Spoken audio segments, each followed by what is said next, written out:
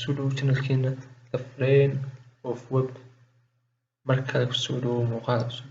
Muuqaalkeena maanta waxaan ku eegayaa ama aan ku eegi doonaa 3 website oo aad lacag caadi ka samayn karto.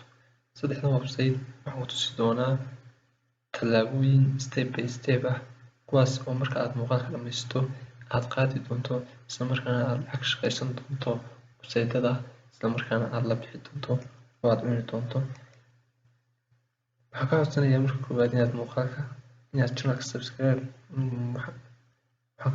marka koowaad inaad channelka subscribe saarto, muuqaalkana aad like garayso, asxaabtaadana u share garayso. Runtii waad ka faa'iidi doontaa. Aan bilaabo. Website-ka koowaad saaxiib ee aan maanta kula wadaagayo isla markaana aad lacag ka samayn doonto waxa weeyaan website-ka la yiraahdo TranscribeMe. Badan eeg.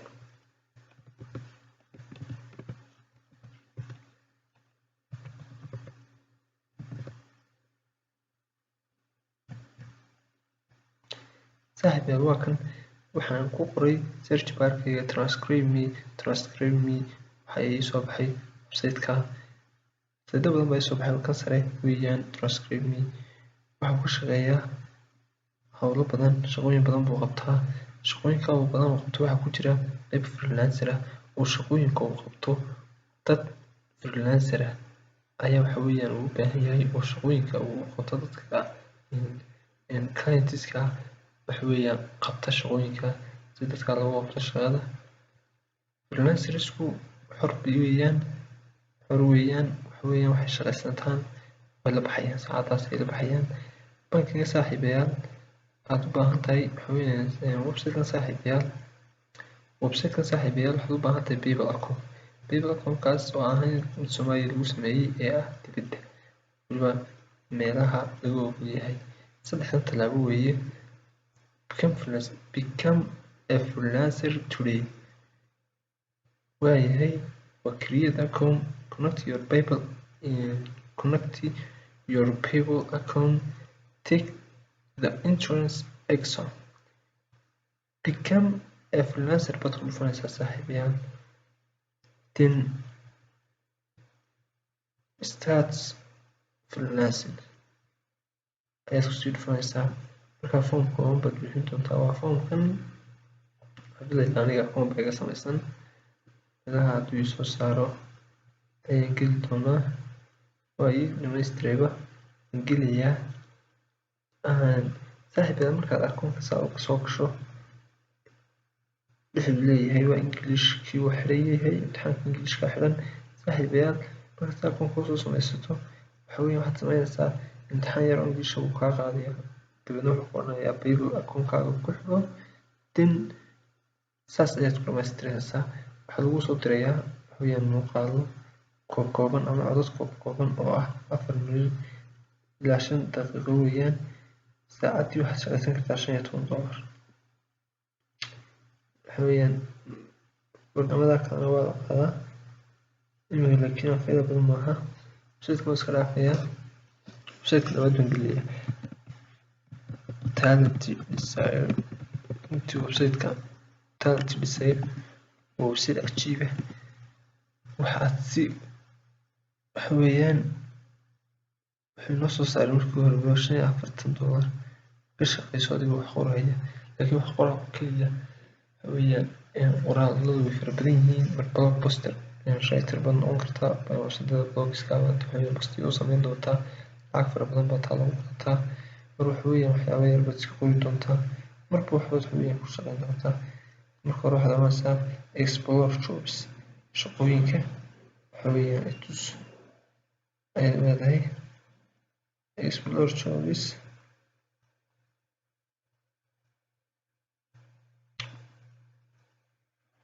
dad apply ku dhufato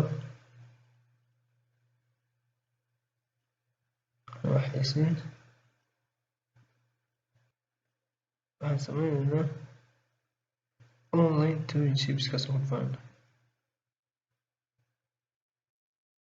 Online shopping tipping jobs-kaas halkan waxa weeyaan halkan ku sharxaysaa waa kan waa waxyaabo iska faqiir ah. waxaan 0.5 iyo 0.75 ayay kuwa lacag badanaa $6 rate per session. iyo if you teach 10 session day haddii aad maalintii 10 session ama 10 qaybood dhigto waxaad leedahay $6 buu ku leeyahay. marka qaybtan waa maxay? shaqadan waa maxay?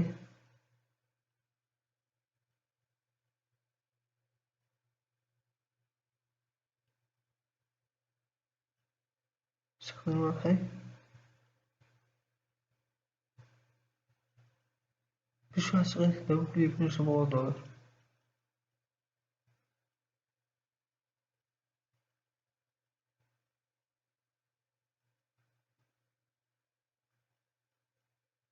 waa macalinimo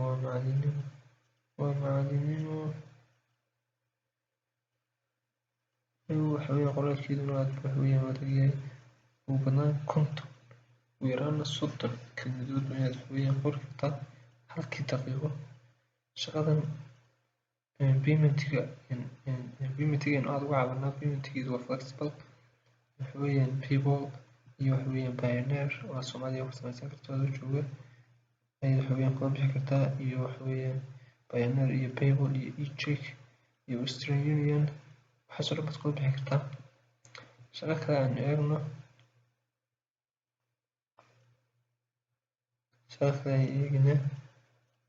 currency opens online choice medical transcription online tutor choice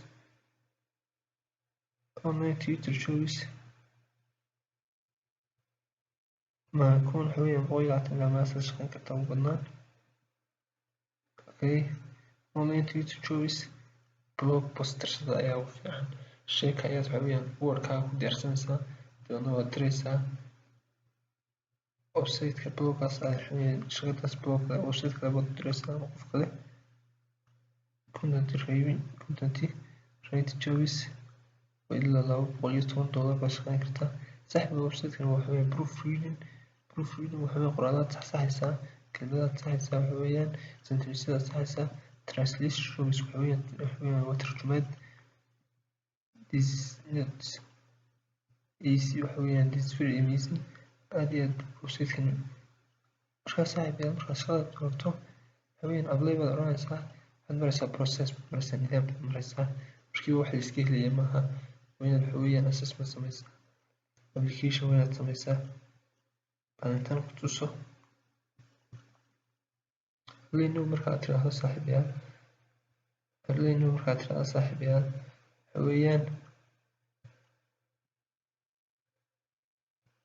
waxa weeyaan stepskaas maraysaa. stepsku waxa weeyaan ilaa 7 step. final decisionka waxa weeyaan waxa lagu oggolaanayaa inaad shaqaysato. if your interview is successful you will be able to start your dream job immediately. saaxiibayaal qodobka 6 interview baa laga qaaday xitaa wareysi kooban ayaa laga qaadaya oo online ka dhacaya.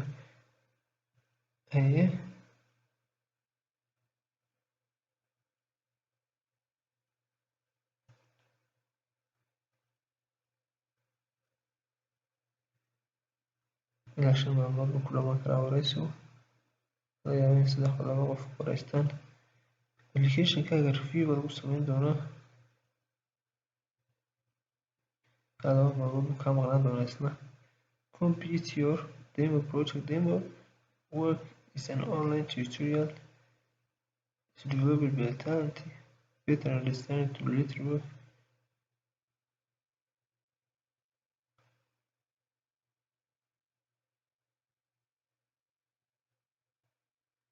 waxaad ka baranaysaa project waxa weeyaan isna waa training waxa weeyaan submit waxa weeyaan applicationka waa guideline-ka waxa weeyaan applicationka waxa weeyaan tala bixinta si aan waxa weeyaan loo soo diidin foomkaaga waxa weeyaan waa lagu sii talin waxbaad lagu sii tusayaa si aad u xiranayso. marka labaad waxa weeyaan waad kala dooranaysaa ma online baad waxa weeyaan ku samaynaysaa mise waxa weeyaan waa offline oo intaad download garaysato applicationka ayaad hadhowtana waxa weeyaan ku diraysaa email. saaxiibayaal websitekan waa website aan caadi ahayn website-ka isha ku hay. website labaad ayaan kuu sheegayaa mid wanagii waxa weeyaan inoo shaqeyn waaye. ka labaad saaxiibayaal waxa weeyaan Automail. Automail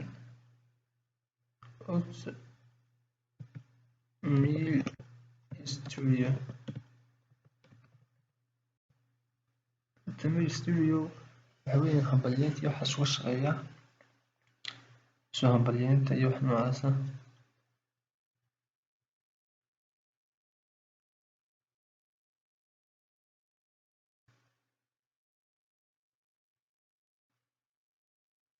Waxa ugu sareeya haddaad saa ugu dhufato shan buu kusoo saarayaa.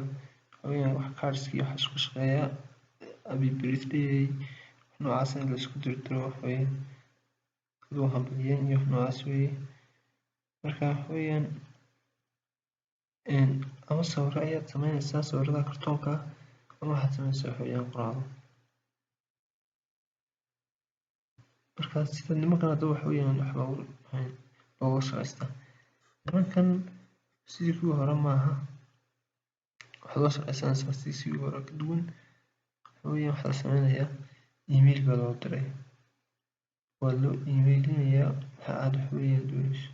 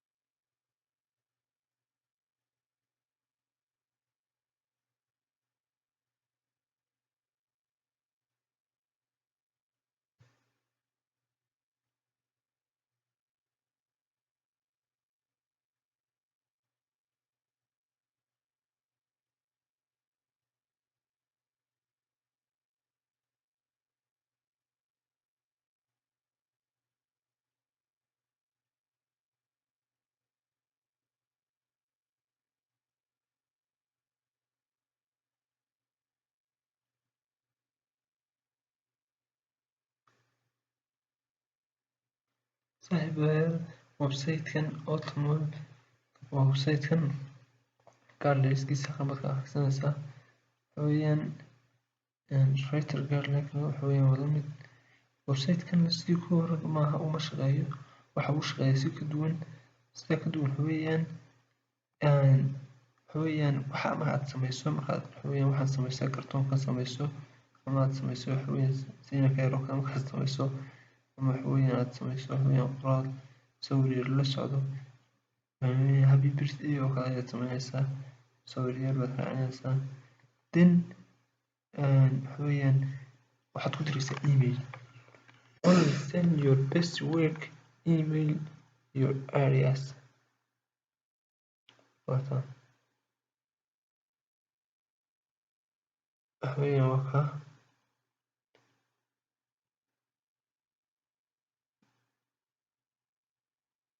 emailkaagu hal MB dhaafin. waxaas oo dhan waa la diidayaa. haddaba saaxiibayaal waxaad ChatGPT ku qori kartaa kuwan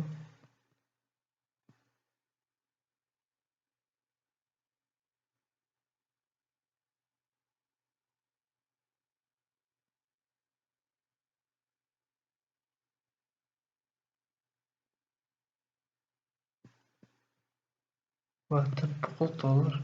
Our rate for writer copy is $100 per purchase area. Waxaan ku iibsan karnaa $100 hal area. So website-kan waa website aan inaba caadi ahayn. Saaxiibayaal, saddexdaa website mid inoo shaqeyn waayay, laba kale inoo shaqeeyeen, kalena wuu shaqeynayaa. Englishka marka la furo mar walba haddii aad eegto waxaa laga yaabaa maalintiiba inay waqti kooban furaan. Taska Englishka gal waa ka ugu fudud, isla markiiba waad la baxaysaa.